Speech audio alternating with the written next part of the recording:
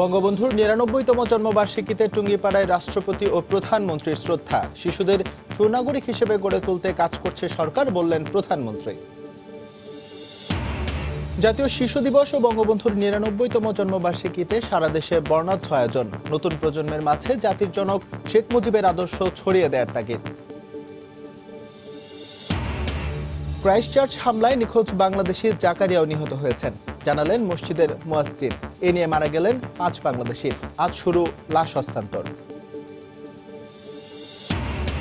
এবং দ্বিতীয় দফায় ১২৯ উপজেলায় ভোটগ্রহণ কাল। কেন্দ্রে কেন্দ্রে পৌঁছে গেছে নির্বাচনী সরঞ্জাম, নিরাপত্তা জোরদার।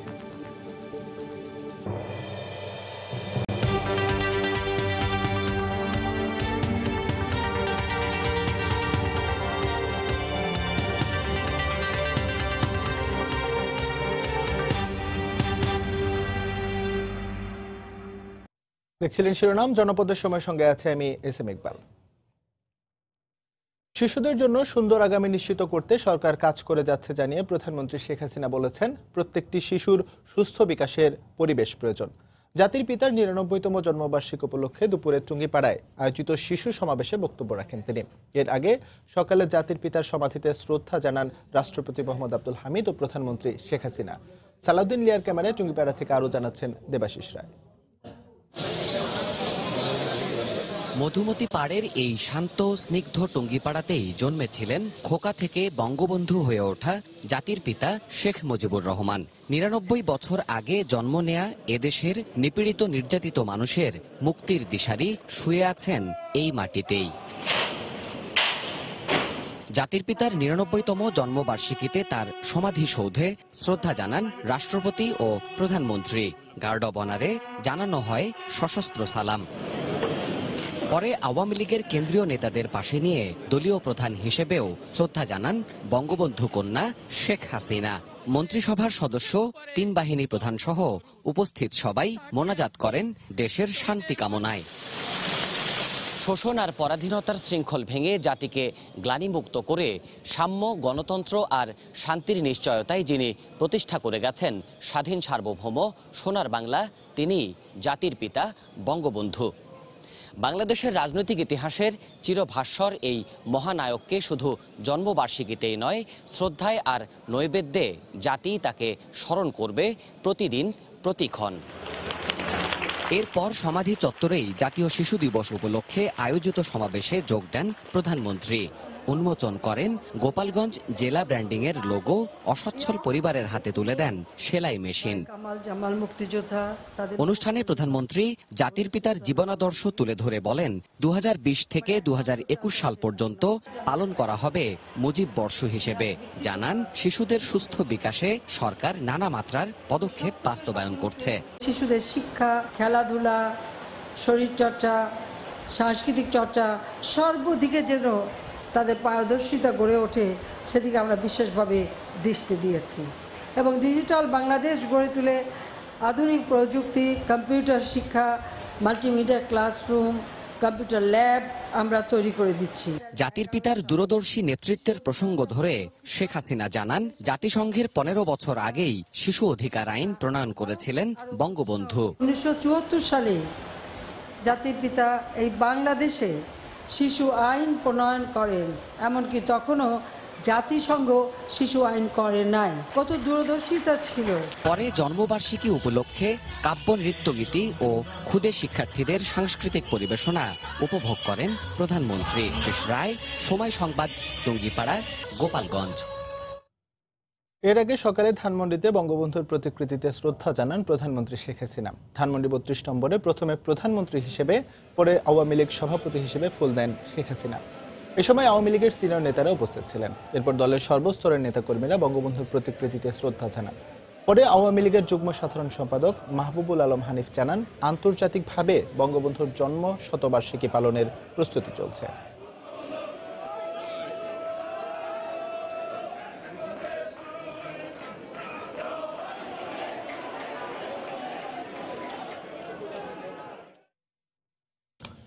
এদিকে দেশের বিভিন্ন শহরগুলোতেও নানা আয়োজনে উদযাপিত হচ্ছে জাতির জনক শেখ মুজিবুর রহমানের ৯৯তম জন্মবার্ষিকী এবং জাতীয় শিশু দিবস। র্যালি, আলোচনা সভা ও চিত্রাঙ্কন প্রতিযোগিতায় শিশুদের মাঝে বঙ্গবন্ধুর আদর্শ ছড়িয়ে দেওয়ার আহ্বান জানান অতিথিরা। ব্যুরো প্রতিবেদকদের পাঠানো তথ্য ও ছবি নিয়ে রিপোর্ট।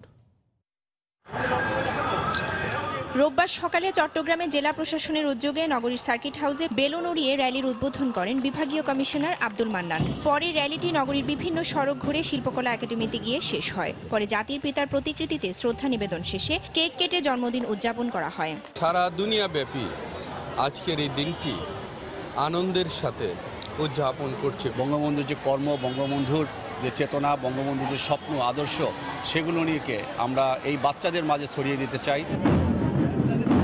বঙ্গবন্ধু শেখ মুজিবুর রহমানের ৯৯তম জন্মবার্ষিকী ও শিশু দিবস উপলক্ষে খুলনায় নগরীর নিউ মার্কেট এলাকা থেকে একটি বর্ণাঢ্য র্যালি বের হয়। র্যালিটি শহরের বিভিন্ন সড়ক ঘুরে বেতার ভবনের সামনে গিয়ে শেষ হয়। এ সময় সিটি মেয়র তালুকদার আব্দুল খালেক ও জেলা প্রশাসনের বিভিন্ন পর্যায়ের কর্মকর্তারা উপস্থিত ছিলেন।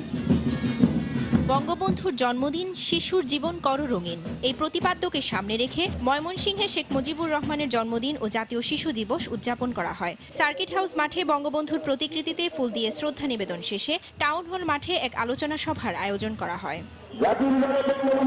এ উপলক্ষে রংপুরের জেলা স্কুল মাঠে বঙ্গবন্ধুর দুর্লভ ৯৯টি ছবি নিয়ে আলোকচিত্র প্রদর্শন করা হয়। এর আগে বঙ্গবন্ধুর প্রতিকৃতিতে পুষ্পস্তবক অর্পণ করেন বিভিন্ন রাজনৈতিক, সামাজিক ও সাংস্কৃতিক সংগঠনের নেতাকর্মীরা। ব্রাহ্মণবাড়িয়ায় লোকনাথ দিঘির পাড় থেকে একটি বর্ণাঢ্য র্যালি বের হয়ে শহরের গুরুত্বপূর্ণ সড়ক প্রদক্ষিণ করে বঙ্গবন্ধু স্কয়ারে গিয়ে শেষ হয়। এতে ব্রাহ্মণবাড়িয়া ৩ আসনের সংসদ সদস্য আম ওবায়দুল মুক্তাদির চৌধুরী, জেলা প্রশাসন ও পুলিশ প্রশাসনের ঊর্ধ্বতন কর্মকর্তারা অংশ নেন। বরিশাল নগরীর অশ্বিনী কুমার হল চত্বরে বঙ্গবন্ধুর প্রতিকৃতিতে পুষ্পস্তবক অর্পণ করেন সিটি মেয়র সেরনি আবাদ সাদিক আব্দুল্লাহ সহ জেলা আওয়ামী লীগের বিভিন্ন পর্যায়ের নেতাকর্মীরা। এছাড়া সিলেট, রাজশাহী ও ফেনীতে নানা কর্মসূচির মধ্য দিয়ে বঙ্গবন্ধু শেখ মুজিবুর রহমানের ৯৯তম জন্মবার্ষিকী এবং জাতীয় শিশু দিবস উদযাপন করা হয়। রাউজে জাবিদা ঐশী, সময় সংবাদ। জনপদের সময় আরও থাকছে। জাহাঙ্গীরনগর বিশ্ববিদ্যালয়ের ছাত্রী হলের তালাবদ্ধ ট্রাঙ্ক থেকে উদ্ধার নবজাতকের হাসপাতালে মৃত্যু। গর্ভকালের পুরো সময় হলে থাকলেও জানতেন না কেউই।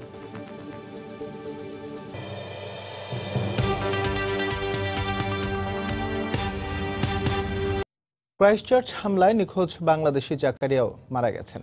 এ নিয়ে ঘটনায় মারা গেলেন 5 বাংলাদেশি, জানিয়েছেন নিউজিল্যান্ডে বাংলাদেশের অনারারি কনসাল শফিকুর রহমান অনু। আমাদের জাকারিয়া ভুইয়া বলে একজন আমাদের বাঙালি ভাই, তাকে আমরা ট্রেস করতে পারছিলাম না, ওই লিস্টও ছিল না, নামও ছিল না। যে মসজিদে এই গোলাগুলি ঘটনা ঘটছিল সেই মসজিদের ইমাম সাহেব ওনার আমাদের কাছ থেকে ওনার কিছু জাকারিয়া ভুইয়া সাহেবের ছবি নিয়ে শনাক্ত করেছেন যে উনি জাকারিয়া ভুইয়ার লাশ ওই মৃতদের মধ্যে দেখেছেন। তাই আমরা এখন বেসরকারি হয়ে বলতে পারি যে আমাদের মধ্যে যে 5 জন নিখোঁজ ছিলেন তাদের প্রায় সবাইকেই মৃত ঘোষণা করা হলো বেসরকারিভাবে। আগামীকাল সকাল 10টা থেকে লাশ হস্তান্তরের এবং ফিউনারেলের কার্যক্রম শুরু হবে। স্বাধীনতা বিরোধীরা ঐক্যবদ্ধভাবে দেশে ধ্বংসের ষড়যন্ত্র করছে, তাই তাদের বিরুদ্ধে সতর্ক থাকার আহ্বান জানিয়েছেন আওয়ামী লীগ নেতা অ্যাডভোকেট কামরুল ইসলাম এমপি। বঙ্গবন্ধুর জন্মদিন ও জাতীয় শিশু দিবস উপলক্ষে সকালে কেরানীগঞ্জের রোহিতপুরে ইস্পাহানি কলেজে উপজেলার প্রাক্তন ছাত্রলীগ আয়োজিত চক্ষু শিবিরের উদ্বোধনী অনুষ্ঠানে এই আহ্বান জানান তিনি। বাংলাদেশে জঙ্গিবাদের কোনো স্থান নিয়ে উল্লেখ করে তিনি বলেন, মুক্তিযুদ্ধের বিরোধী শক্তিকে রাজনৈতিকভাবে প্রতিহত করতে হবে। কামরুল ইসলাম বলেন, শেখ হাসিনার নেতৃত্বে অর্থনৈতিক মুক্তি ও উন্নত দেশের স্বপ্ন পূরণে কাজ করে যাচ্ছে সরকার।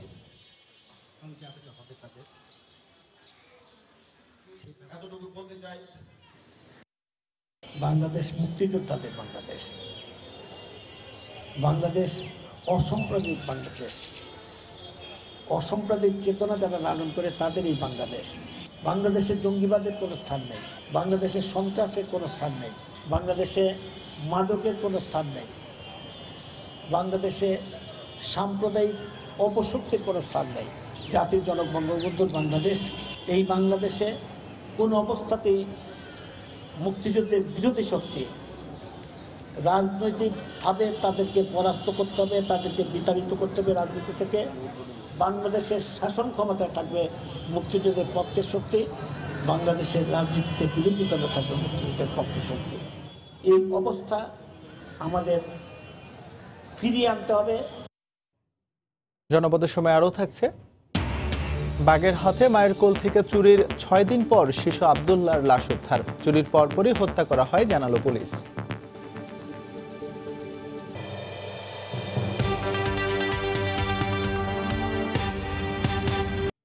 জাহাঙ্গীরনগর বিশ্ববিদ্যালয়ের মেয়েদের একটি হলে তালাবদ্ধ ট্রাঙ্ক থেকে নবজাতক উদ্ধারের ঘটনা ঘটেছে। পরে চিকিৎসাধীন অবস্থায় সাভারের এনাম মেডিকেল কলেজ হাসপাতালে শিশুটির মৃত্যু হয়।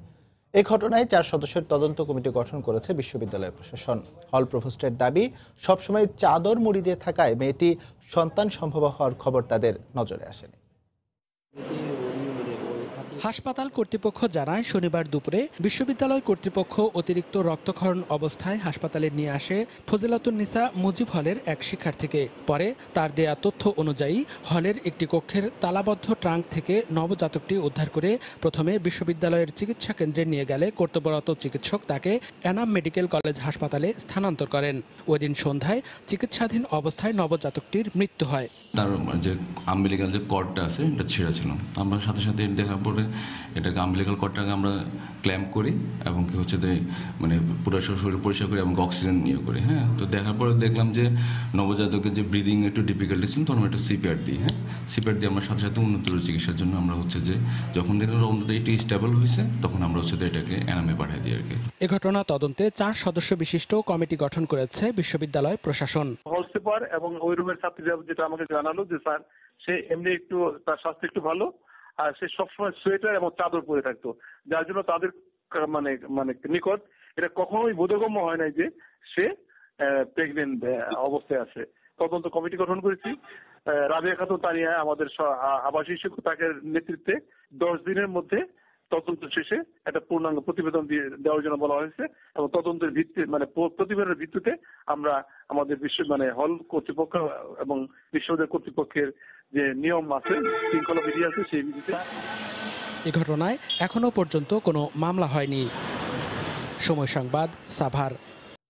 পঞ্চম উপজেলা পরিষদ নির্বাচনের দ্বিতীয় ধাপে দেশের 129টি উপজেলায় ভোট গ্রহণ হবে আগামীকাল।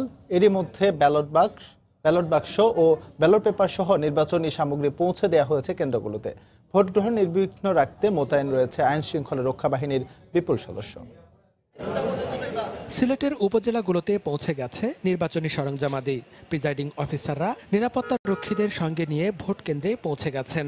দ্বিতীয় ধাপে সিলেটের 12টি উপজেলা পরিষদ নির্বাচন সোমবার অনুষ্ঠিত হবে। এতে চেয়ারম্যান পদে 59 জন, ভাইস চেয়ারম্যান পদে 76 জন এবং নারী ভাইস চেয়ারম্যান পদে 41 জন প্রার্থী প্রতিদ্বন্দ্বিতা করছেন। গাইবান্ধায় রোববার দুপুরে প্রত্যেক উপজেলা পরিষদ চত্বর থেকে সহকারী রিটার্নিং কর্মকর্তার তত্ত্বাবধানে নিজ নিজ কেন্দ্রের প্রিজাইডিং অফিসারের হাতে নির্বাচনী সরঞ্জাম তুলে দেওয়া হয়। এরই মধ্যে নির্বাচনী এলাকার সার্বিক নিরাপত্তায় র্যাব, পুলিশ ও আনসার সদস্য ছাড়াও 13 প্লাটুন বিজিবি এবং 25 জন নির্বাহী ম্যাজিস্ট্রেটের নেতৃত্বে একটি করে স্ট্রাইকিং ফোর্স টহল শুরু করেছে। উপজেলা উপলক্ষে আমরা পর্যাপ্ত প্রস্তুতি নিয়েছি। আমাদের আইন শৃঙ্খলা পরিস্থিতি এখন পর্যন্ত খুবই ভালো আছে। আমরা আশা করছি 18 তারিখে একটা ফেয়ার এবং অংশগ্রহণমূলক নির্বাচন হবে। রোববার বেলা 12টা থেকে প্রিজাইডিং অফিসারের হাতে নির্বাচনী সামগ্রী তুলে দেয় উপজেলা প্রশাসন। সোমবার ঠাকুরগাঁওয়ের 5টি উপজেলা পরিষদ নির্বাচনে 9,95,954 জন ভোটার তাদের জনপ্রতিনিধি নির্বাচন করবেন। এছাড়া সোমবারের উপজেলা পরিষদ নির্বাচনে দিনাজপুরের হিলি সহ বিভিন্ন উপজেলার ভোট কেন্দ্রগুলোতে নির্বাচনী সামগ্রী পৌঁছে দেওয়া হয়েছে। মনিরুজ্জামান প্রান্ত, সময় সংবাদ। রাত পোহালেই পঞ্চম উপজেলা পরিষদ নির্বাচনের দ্বিতীয় ধাপের ভোট। শেষ মুহূর্তে ভোটারদের মধ্যে চলছে নানা হিসেব নিকেশ। তাদের ভোট ভাবনা জানাতে সিলেট সদর উপজেলা থেকে যোগ দিচ্ছেন আব্দুল আহাদ। এই ইকবাল, দ্বিতীয় দফায় আগামীকাল সিলেটের 12টি উপজেলায় নির্বাচন অনুষ্ঠিত হবে।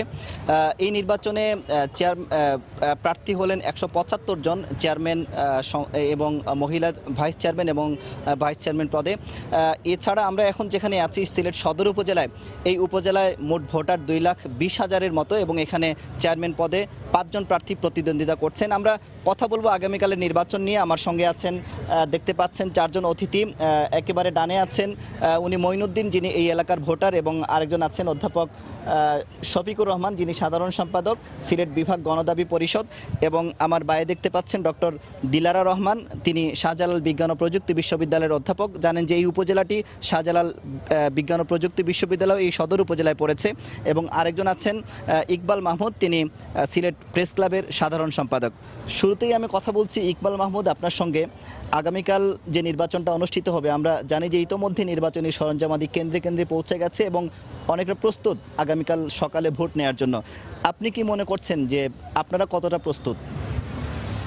দেখুন, সদর উপজেলার কথাই আমি বলবো আপনাকে। সদর উপজেলার ভোটের প্রস্তুতি কিংবা ভোটের যে পরিবেশ, সেটি এখনও পর্যন্ত ভালো, কিন্তু এই ভালো পরিবেশটাকে বজায় রাখবার জন্য আইনশৃঙ্খলা রক্ষাকারী বাহিনীকে বেশ সতর্ক থাকতে হবে। সতর্ক থাকতে হবে দুটি কারণে। এক নম্বর হচ্ছে সদর উপজেলা শহরের একেবারে পার্শ্ববর্তী এলাকা, সুতরাং শহরের যে রাজনৈতিক আধিপত্যের যে সংস্কৃতি, শহরের রাজনৈতিক আধিপত্য বিস্তারের যে গ্রুপগুলো রয়েছে প্রত্যেকটি রাজনৈতিক দলের, সেই গ্রুপগুলো কিন্তু এখানে ফাংশন করবার একটি চেষ্টা করবে এবং সেই চেষ্টা খুবই স্বাভাবিক, যেহেতু একেবারে কাছাকাছি শহর থেকে। সুতরাং এই বিষয়টা আইনশৃঙ্খলা রক্ষাকারী বাহিনীকে অ্যাড্রেস করতে হবে। 2 নম্বর হচ্ছে এই উপজেলায় আওয়ামী লীগের একজন বিদ্রোহী প্রার্থী আছেন। বিএনপি আপনি জানেন যে এই নির্বাচন বয়কট করেছে, প্রতিরোধ করবার ঘোষণা দিয়েছে, প্রতিহত করবার, কিন্তু এই বিএনপি থেকে একজন প্রার্থী এখানে প্রতিদ্বন্দ্বিতা করছেন। সুতরাং এই যে কনফ্রন্টেশনাল একটি এনভায়রনমেন্ট, সেই কারণে আইনশৃঙ্খলা রক্ষাকারী বাহিনীকে অতিরিক্ত সতর্কতা অবলম্বন করতে হবে, যাতে সাধারণ ভোটার যারা তারা স্বস্তি বোধ করে, তারা ভোট কেন্দ্রে গিয়ে তাদের ভোটাধিকার প্রয়োগ করবার মতো এক ধরনের আশ্বস্ত হতে পারে, তারা যাতে সেই পরিবেশ নিশ্চিত হতে পারে। সেজন্য একটি সুন্দর পরিবেশ বজায় রাখবার জন্য আইনশৃঙ্খলা রক্ষাকারী বাহিনীকে বাড়তি সতর্কতা অবলম্বন করতে হবে। আপনার কাছে জানতে চাইব যে এই উপজেলা আপনাদের বিশ্ববিদ্যালয় এই উপজেলায় পড়েছে, আপনার কাছে কতটা গুরুত্বপূর্ণ এই নির্বাচনটা? দেখুন, নির্বাচন সবসময় একটি দেশে, বিশেষ করে যেটা গণতান্ত্রিক দেশ, গণতান্ত্রিক ঐতিহ্যকে ধারণ করে, সেই দেশে অত্যন্ত গুরুত্বপূর্ণ একটি বিষয়। আর লোকাল লেভেলে যে নির্বাচনগুলো হয়, আমরা স্থানীয় পর্যায়ে যে নির্বাচনগুলো বলি, সেটা কিন্তু অত্যন্ত ইম্পর্ট্যান্ট একেবারে রুট লেভেলের মানুষের জন্যে। কারণ একেবারে যারা রুট লেভেলে বাস করে, মূল জনস্রোত যারা, তারা কিন্তু প্রথমেই যেখানে তাদের ভোটাধিকার প্রয়োগ করে সেটা কিন্তু তাদের স্থানীয় নির্বাচন।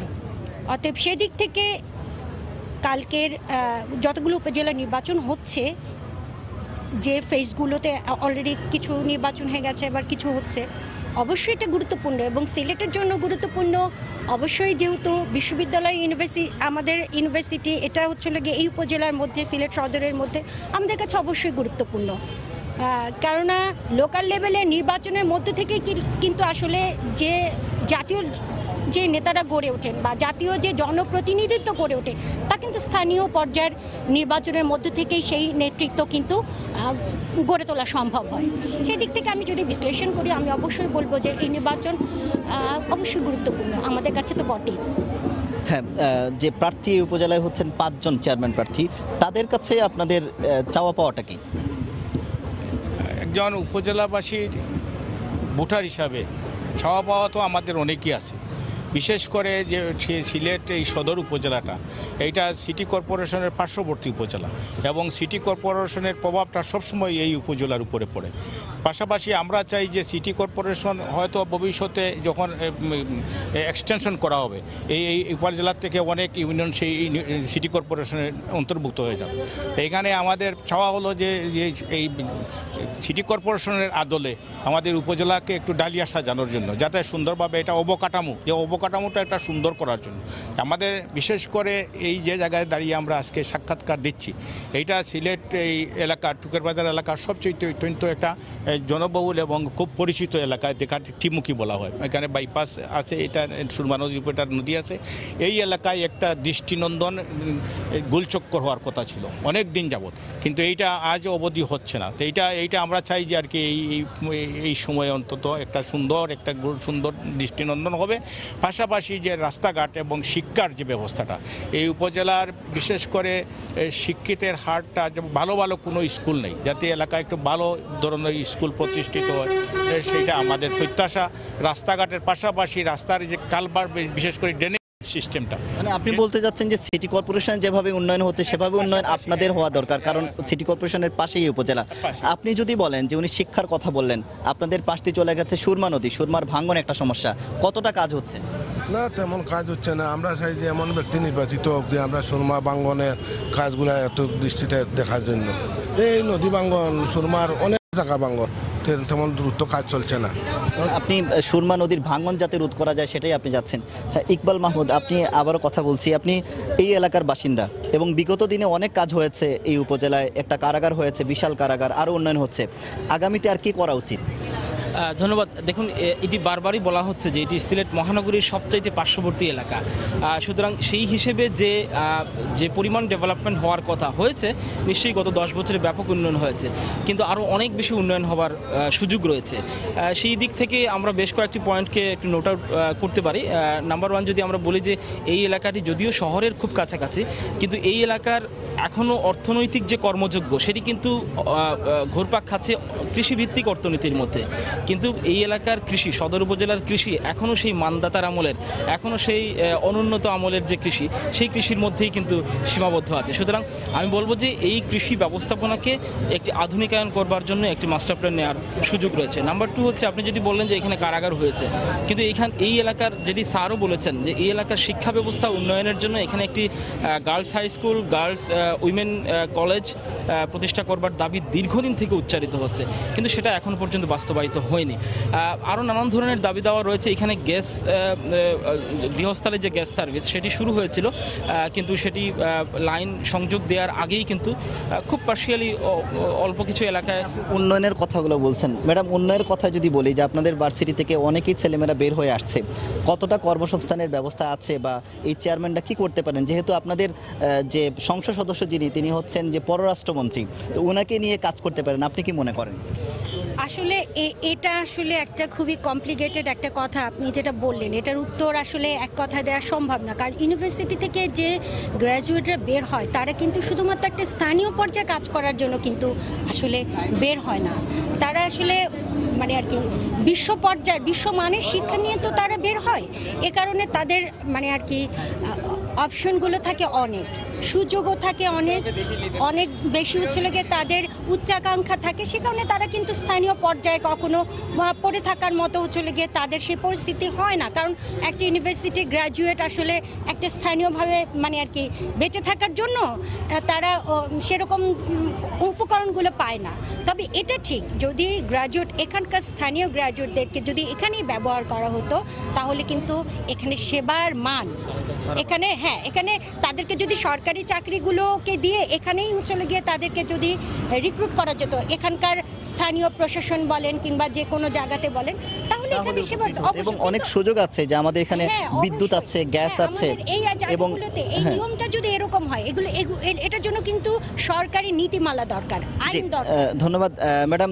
দর্শক, আমরা শুনছিলাম সিলেটবাসীর প্রত্যাশা, যারা চাচ্ছেন আগামীকালের নির্বাচন যাতে সুষ্ঠু হয়, এবং বিগত নির্বাচন যেগুলো হয়েছে সিলেটে সুষ্ঠু নির্বাচনের একটি ইতিহাস আছে, সেই ইতিহাসে এবং সেই ইতিহাসের ধারাবাহিকতা যাতে এবারও বজায় থাকে, এই প্রত্যাশা হচ্ছে এই সদর উপজেলাবাসীর। এই ছিল ইকবাল আমার কাছে নির্বাচনের খবর। কাল থেকে দ্বিতীয় ধাপে শুরু হচ্ছে উপজেলা পরিষদের ভোট গ্রহণ। সিলেট থেকে ভোটের সবশেষ খবর জানাতে আমাদের সঙ্গে যোগ দিয়েছিলেন রিপোর্টার আব্দুল হাক। বাগেরহাটে মায়ের কোল থেকে চুরি যাওয়া ঘুমন্ত শিশুটির লাশ উদ্ধার করেছে পুলিশ। দুপুরে মোরেলগঞ্জের বিশারিঘাট এলাকায় একটি শৌচাগার থেকে লাশটি উদ্ধার করা হয়। মোবাইল ট্র্যাকিংয়ের মাধ্যমে গতকাল রাজধানীর কল্যাণপুর এলাকা থেকে একজনকে গ্রেফতার করে পিবিআই। তাকে জিজ্ঞাসাবাদের এক পর্যায়ে জানা যায়, অপহরণের পরপরই শিশুটিকে হত্যা করে লাশ একটি শৌচাগারে লুকিয়ে রেখেছে সে। পরে তার দেওয়া তথ্যানুযায়ী দুপুরে মোরেলগঞ্জের বিশারিঘাট এলাকার একটি শৌচাগার থেকে শিশুটির লাশ উদ্ধার করে পুলিশ। গত রোববার রাতে ঘরের জানালার গ্রিল কেটে ঘুমন্ত মায়ের কোল থেকে 2.5 মাসের শিশু আব্দুল্লাহকে চুরি করে নিয়ে যায় দুর্বৃত্তরা। পরদিন শিশুর বাবা সোহাগের মোবাইলে 10 লাখ টাকা মুক্তিপণ দাবি করা হয়। এই ঘটনায় মোরেলগঞ্জ থানায় অজ্ঞাতদের আসামি করে মামলা করে পরিবার। এ পর্যন্ত 6 জনকে গ্রেফতার করেছে পুলিশ। এ পর্যায়ে শিরোনামগুলো জানিয়ে দেব আরেকবার।